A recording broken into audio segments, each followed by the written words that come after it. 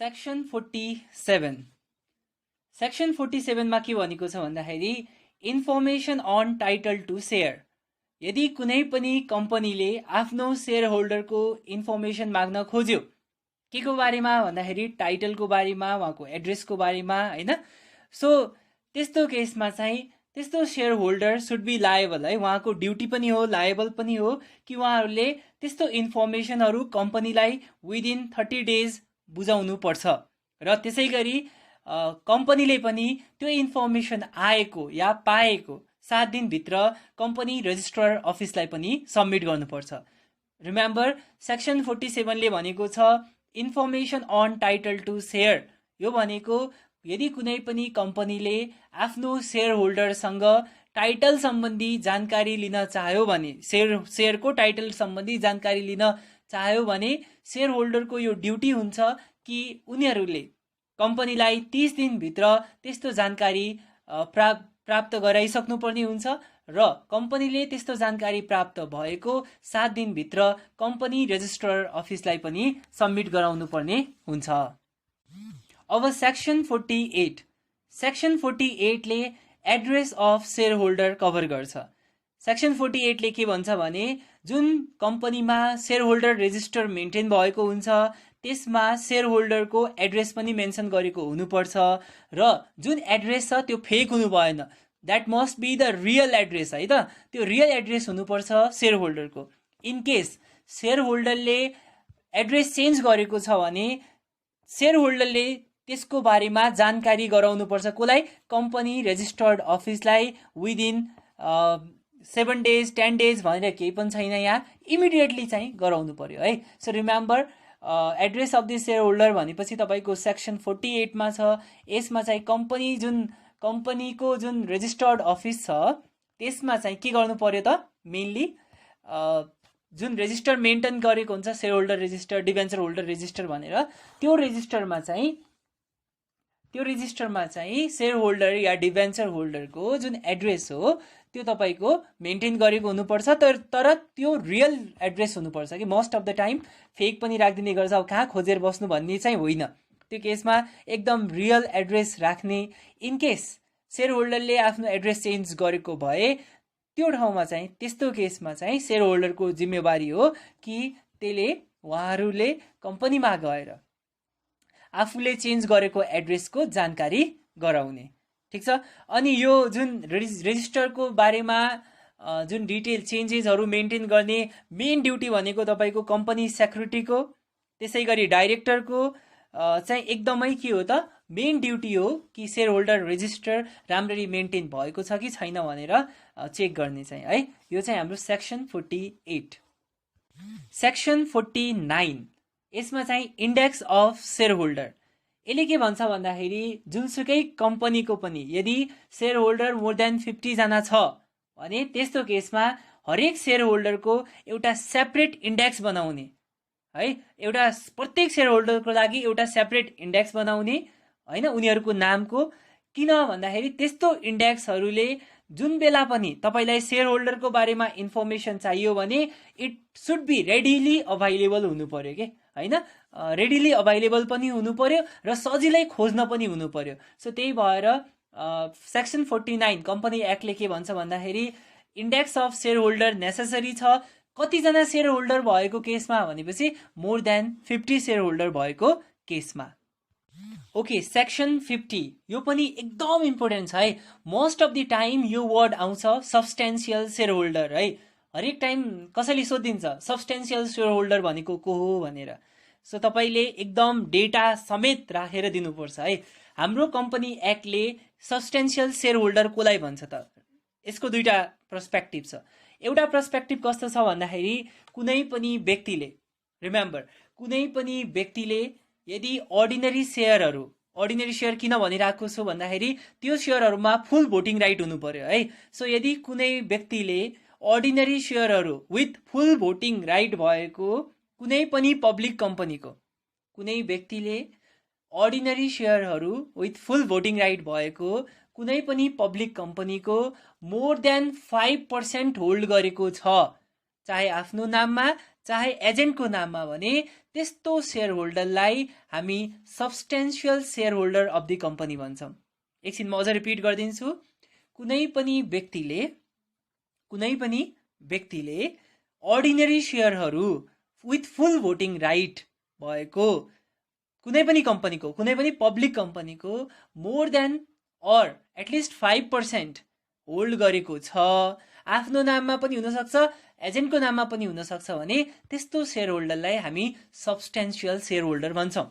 तर अर्को केस पनि छ, यदि अब त्यो कम्पनी कति क्यापिटल भएको छ भन्दाखेरि यदि कुनै कम्पनीको पेड अफ क्यापिटल 250 मिलियन भन्दा एबभ छ भनेको 2.5 अर्ब भन्दा माथि छ है, 2.5 अर्ब भन्दा तपाईको माथि छ या 250 मिलियन भन्दा माथि छ कुनै कम्पनीको, पब्लिक कम्पनीको के पेड अफ क्यापिटल भने त्यस्तो केसमा 5% सेयर हुने व्यक्तिलाई होइन अब तपाईको सब्स्टेन्शियल भन्ने। त्यस्तो केसमा त त्यो व्यक्तिले, कुनै व्यक्तिले 1% या 1% भन्दा माथिको पेड अफ क्यापिटलको 1% या 1% भन्दा माथि सेयर होल्ड गरेको छ के को पेड अफ क्यापिटलको भने त्यस्तो व्यक्तिलाई पनि सब्स्टेन्शियल सेयर होल्डर भन्छौँ।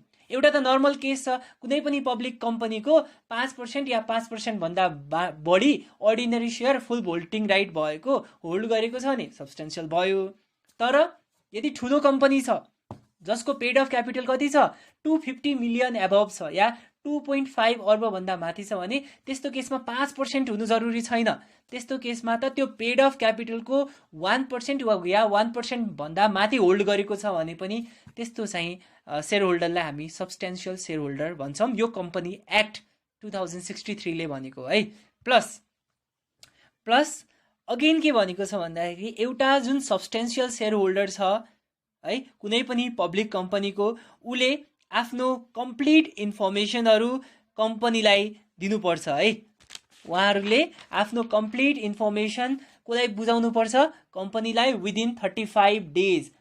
अब कुनै बेला यस्तो हुनसक्छ नि त, म सब्स्टेन्शियल सेयर होल्डर हुँ भनेर मान्छेलाई थोरै नै थाहा हुन्छ त, तर वान्स त्यो नलेज भएको, अब उहाँलाई फिल भयो, ओके उहाँले कहीँबाट नलेज पाउनुभयो कि म त्यो कम्पनीको सब्स्टेन्शियल सेयर होल्डर रहेछु भनेर, त्यो नलेज भएको विदिन 35 डेज कम्पनीलाई उहाँले सम्पूर्ण इन्फर्मेसन दिनुपर्छ र कम्पनीले उहाँलाई सब्स्टेन्शियल सेयर होल्डर भनेर राख्नुपर्छ। ठिक छ।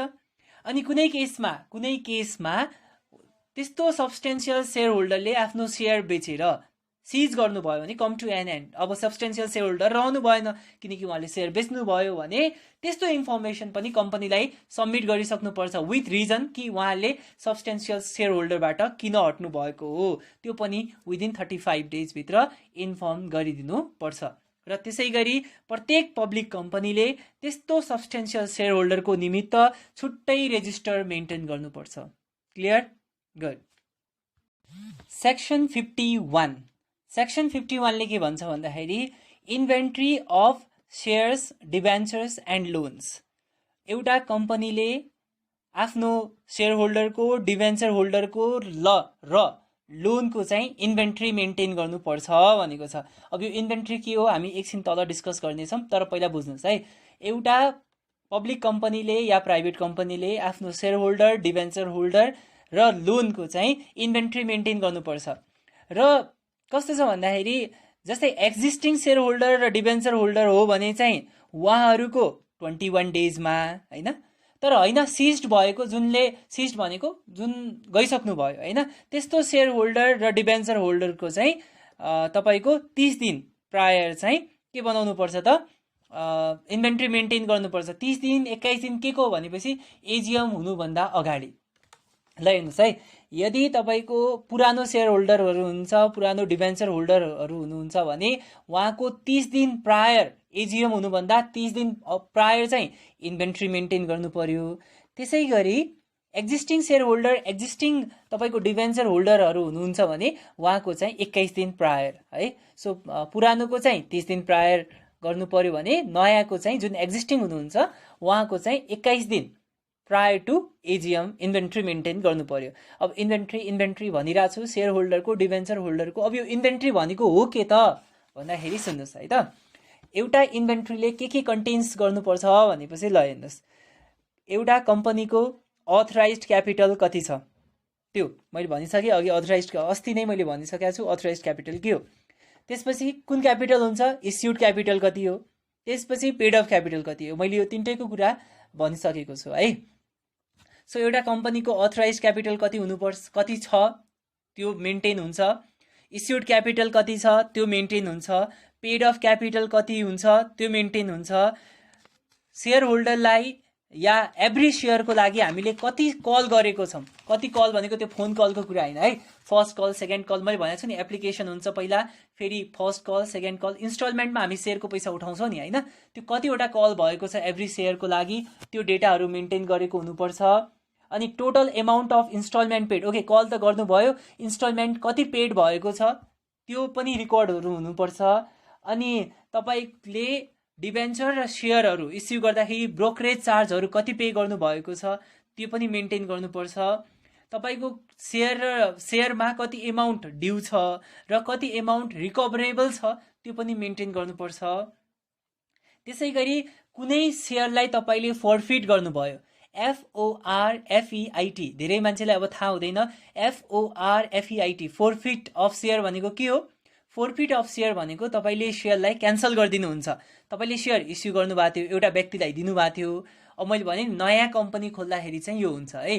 तपाईँले अब मैले भने फर्स्टमा एप्लिकेसन हुन्छ, एप्लिकेसनमा कुनै पनि कम्पनी एक्ट अनुसार 50% भन्दा बेसी लिन पाउँदैन। तपाईँले 100 रुपिसको सेयर त्यो व्यक्तिलाई कतिमा दिनुभयो, 50मा दिनुभयो या 50 भन्दा बिलोमा दिनुभयो, 20-25 रुपियाँमा दिनुभयो। अब तपाईँले 3वटा इन्स्टलमेन्टमा बनाउनु भयो, कसरी, फर्स्ट कल, सेकेन्ड कल र थर्ड कल। उसले फर्स्ट कल दियो, मानव 25 रुपियाँ अझ आयो, 25-25 50 भयो। सेकेन्ड कल गर्नुभयो, अगेन उसले कति दियो त, मानव 50 दियो रे, कति भयो अब 75 भयो। अब थर्ड कल गर्नुहुन्छ, उसले अब के गरेन, तपाईँलाई इन्फर्म नै गरिरहेको छैन, त्यो थर्ड किस्ता तिरिरहेको छैन भने आफ्टर लङ टाइम तपाईँले के गर्न सक्नुहुन्छ, सेयर क्यान्सल गरिदिन सक्नुहुन्छ। त्यसलाई हामी के भन्छौँ, फोरफिट। यदि त्यस्तो फोरफिट भएको छ भने त्यस्तो कुराहरू पनि तपाईँले मेन्टेन गर्नुपर्ने हुन्छ है। त्यसै गरी तपाईँको कम्पनीले कुनै फाइनेन्सियल इन्स्टिट्युटबाट, कुनै ब्याङ्कबाट या कुनै पर्सनल ग्यारेन्टी राखेर लोन लिनुभएको छ भने त्यो पनि तपाईँले इन्भेन्ट्रीमा मेन्टेन गर्नुपर्छ। र त्यसै गरी तपाईँको अहिले जुन डाइरेक्टरहरू हुनुहुन्छ उहाँहरूको नेम एन्ड एड्रेस पनि तपाईँको इन्भेन्ट्रीमा मेन्टेन हुन्छ। अब बुझ्नुभयो इन्भेन्ट्री भनेको के हो, सबै कुराहरू तपाईँले राख्नुपर्छ। र जुन इन्भेन्ट्री छ त्यो तपाईँको एटलिस्ट 1 डिरेक्टरले साइन गरेर है, एटलिस्ट 1 डिरेक्टरले साइन गरेर तपाईँले त्यो जुन इन्भेन्ट्री छ कहाँ सबमिट गर्नुपर्ने हुन्छ भनेपछि कम्पनी रेजिस्ट्रार अफिस है। तपाईँले कम्पनी रेजिस्ट्रार अफिसमा तपाईँले त्यो सबमिट गरिसक्नुपर्ने हुन्छ। कहिले, विदिन 3 डेज, तपाईँको जुन एजिएम हुन्छ त्यसको 30 डेजभित्र विदिन 30 डेजभित्र तपाईँले त्यो कम्पनी रेजिस्ट्रार अफिसमा सबमिट गरिसकेको हुनुपर्छ है। यति बुझ्नुभयो तपाईँले, ओके गुड।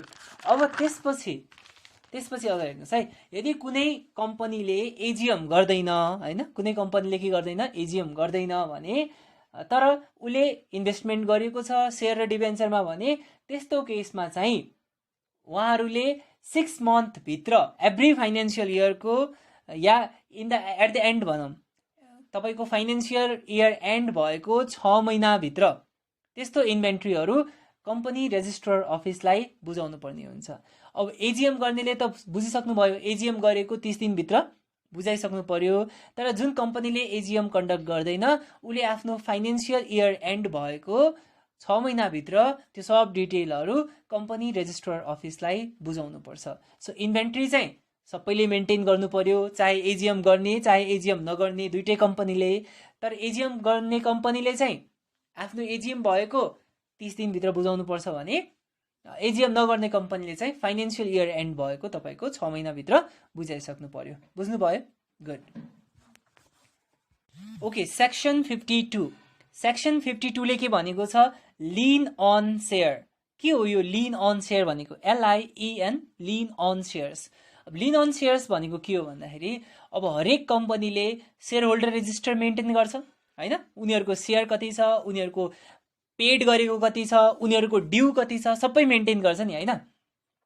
अब यदि कुनै सेयर होल्डरले तपाईँको पैसा तिरेको छैन, यदि कुनै सेयर होल्डरले तपाईँको के गरेको छैन, पैसा तिर्नु बाँकी छ भने, किनकि कलको अमाउन्ट हुन्छ नि, जुन कल अमाउन्ट बाँकी छ, ड्यू छ भने त्यो चाहिँ कम्पनीले जुन डिभिडेन्ड तिर्छ नि सेयर होल्डरलाई त्योबाट घटाउन मिल्छ भन्ने पनि एक्ट बनाएको छ है। सो लिन अन सेयर्स भनेको यदि कुनै कम्पनीले कुनै सेयर होल्डरबाट पैसा पाउनु छ, ड्यू छ भने त्यस्तो कम्पनीले के गर्न पायो त, जुन सेयर होल्डरलाई डिभिडेन्ड बाँड्छ त्यो डिभिडेन्डबाट डिडक्ट गर्न पाउँछ भनेर सेक्सन 52 मा भनेको छ। क्लियर? Okay, section 53। सेक्सन 53 ले भनेको छ payment of amount for shares. अब मैले भने नि तपाईँको सेयर्सको पेमेन्ट दुई तरिकाले हुनसक्छ।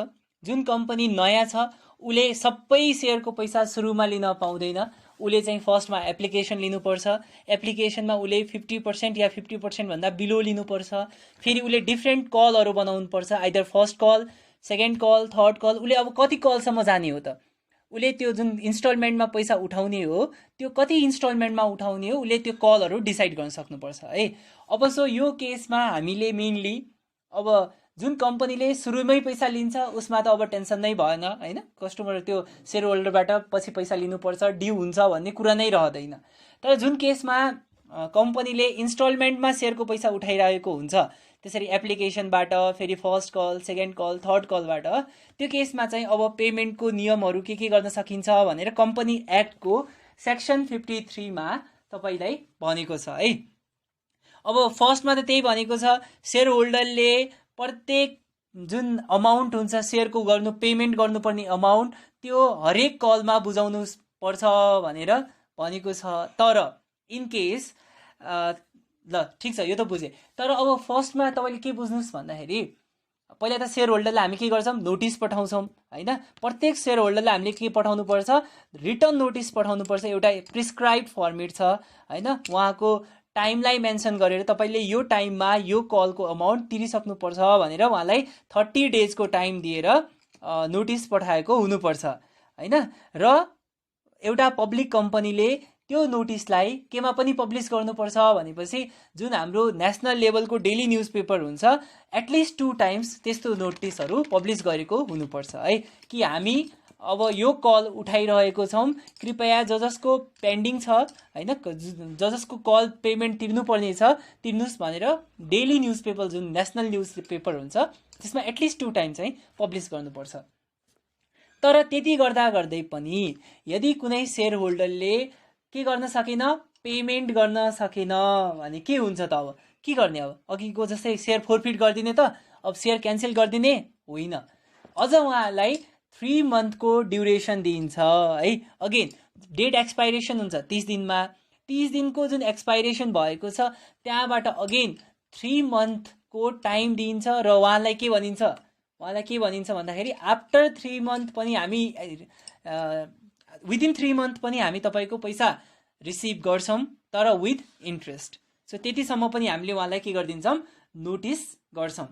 अगेन 3 महिना पनि भइसक्यो, अब फर्स्ट 30 दिन दिएको थियो टाइम, त्यो 30 दिनमा तिर्नु भएन, अगेन 3 महिना दियौँ त्यसपछि त्यो पनि तिर्नु भएन भने अब चाहिँ त्यस्तो सेयरहरू फोरफिट हुन पाउँछ है। त्यस्तो सेयरहरू अब के हुन पाउँछ, फोरफिट हुन पाउँछ र त्यो फोरफिट भएको नोटिस पनि पब्लिक कम्पनीले डेली न्युज पेपरमा एटलिस्ट 3 टाइम्स पब्लिस गर्नुपर्छ है।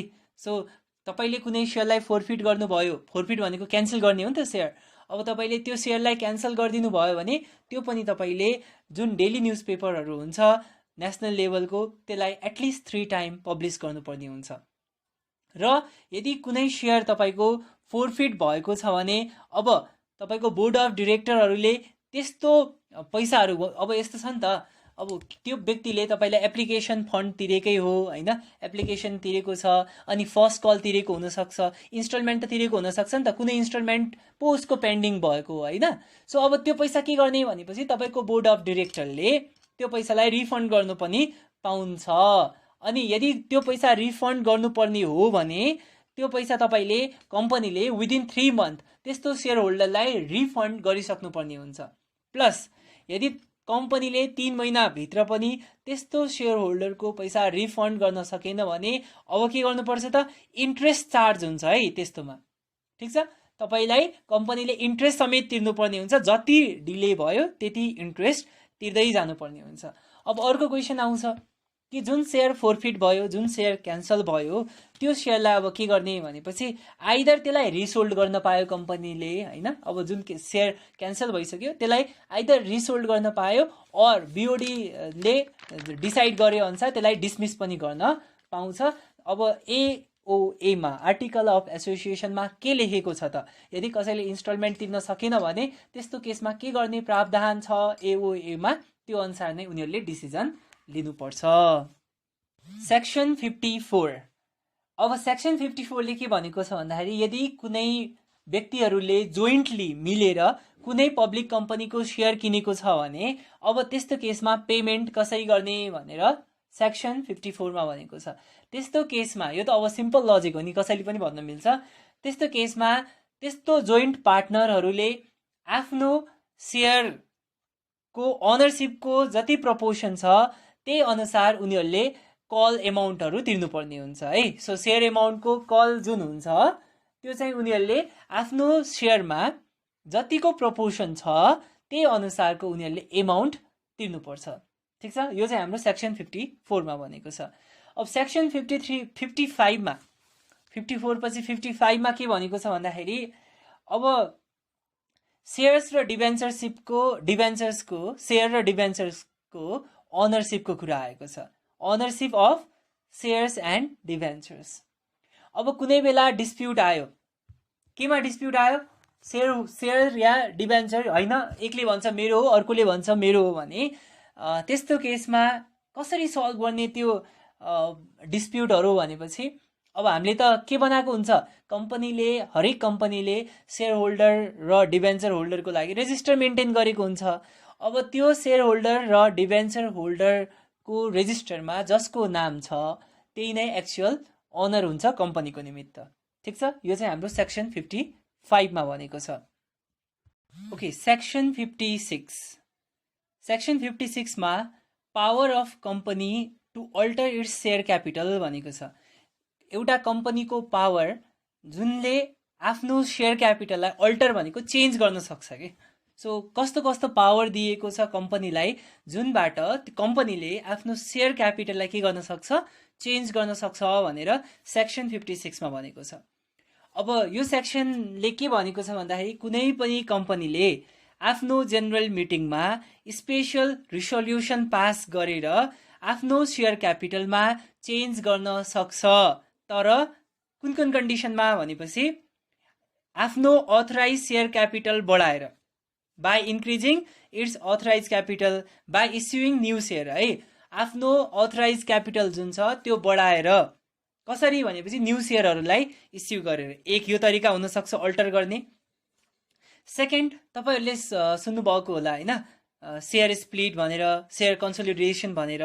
तपाईँ के हुन्छ, सेयरलाई तपाईँले टुक्रा टुक्रामा स्प्लिट गर्न सक्नुहुन्छ, एउटै सेयरलाई धेरै सेयर बनाउन सक्नुहुन्छ, त्यसै गरी धेरै सेयरलाई जोइन्ट गरेर एउटा सेयर बनाउन सक्नुहुन्छ। सो यो मेथडबाट पनि तपाईँले आफ्नो सेयर क्यापिटललाई के गर्न सक्नुहुन्छ, अल्टर गर्न सक्नुहुन्छ भन्ने सेकेन्ड प्रोभिजन छ। थर्ड प्रोभिजन के छ भन्दाखेरि जुन सेयर फोरफिट भएको थियो, फोरफिट भनेको के भनेको थिएँ मैले, क्यान्सल भएको छ, जुनले तपाईँको इन्स्टलमेन्ट तिर्न सकेको छैन सेयरको, सो त्यो सेयरहरू फोरफिट हुन्छ। त्यो फोरफिट भएको सेयरलाई तपाईँले क्यान्सल गरिदियो भने त तपाईँको सेयर क्यापिटल त घटिसक्यो। सो त्यसरी पनि तपाईँले आफ्नो सेयर क्यापिटलमा, आफ्नो कम्पनीको सेयर क्यापिटलमा तपाईँले अल्टर गर्न सक्नुहुन्छ। ठिक छ, सो यो तीनटा तरिका भयो है। त्यसै गरी तपाईँले अरू के गर्न सक्नुहुन्छ त भन्दाखेरि यदि तपाईँले अब हेर्नुहोस् है, यदि तपाईँले राइट सेयरहरू के गर्नुभयो, इस्यु गर्नुभयो, त्यसरी पनि त तपाईँले राइट सेयर इस्यु गरे पनि त तपाईँले आफ्नो सेयर क्यापिटल अल्टर गर्नुभयो होइन। नयाँ सेयर इस्यु गरेर अल्टर गर्न सक्नुहुन्छ भने तपाईँले राइट सेयर इस्यु गरेर पनि अल्टर गर्न सक्नुहुन्छ। तर राइट सेयरहरू कसले मात्र किन्न पाउँछ त भनेपछि एक्जिस्टिङ सेयर होल्डर है। त्यो राइट सेयरहरू कसले मात्र सब्सक्राइब गर्न पाउँछ, तपाईँको एक्जिस्टिङ सेयर होल्डरले। So provided however that in so issuing bonus share and right share that they may be subscribe by its existing share holder, या तपाईँको अब तपाईँको बोनस सेयर हो भने या राइट सेयर हो भने, बोनस सेयर राइट सेयरहरू तपाईँको कसले मात्र पाउने गर्छ त, तपाईको शेयर होल्डर जो अलरेडी शेयर होल्डर छ उनीहरूले मात्र पाउन सक्छ। त्यसरी पनि तपाईले आफ्नो के गर्न सक्नुहुन्छ त शेयर क्यापिटलमा अल्टर गर्न सक्नुहुन्छ। तर यदि तपाईले राइट शेयर या बोनस शेयर तपाईले के गर्दै हुनुहुन्छ इस्यु गर्दै हुनुहुन्छ भने त्यस्तो जुन नोटिस छ तपाईले नेशनल लेभलको डेली न्यूजपेपरमा एटलिस्ट 3 टाइम्स इस्यु गर्नुपर्छ। एटलिस्ट 3 टाइम तपाईले त्यो नोटिसलाई इस्यु गर्नुपर्छ 15 दिन अगाडि त्यो शेयर इस्यु गर्नुभन्दा। रिमेम्बर तपाईले अब 15 दिन अगाडि तपाईले 3 पटक नेशनल डेली न्यूजपेपरमा तपाईले त्यो नोटिसलाई पब्लिश गर्नुपर्छ कि तपाईले राइट शेयर र बोनस शेयर इस्यु गर्दै हुनुहुन्छ भनेर। क्लियर छ?